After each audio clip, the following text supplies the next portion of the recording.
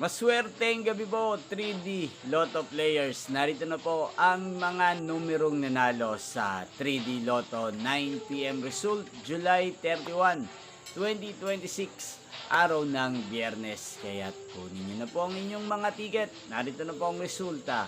Nakikita nyo na po ngayon sa screen ng inyong cellphone ang mga numerong nanalo sa 3D Lotto 9 PM result. In exact order po yan. Kung maswerte namang natayan niyo po ang mga numero niyan kanina, congrats po sa inyo. At narito naman po ang mga numero nga nalo sa 2D Lotto 9 PM result.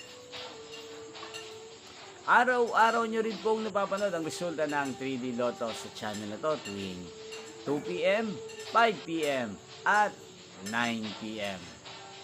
Sa mga gusto pong magpa-shoutout, mag-comment lang po kayo para sa susunod po na resulta ng 3D Lotto. Si-shoutout ko po kayo sa channel na to.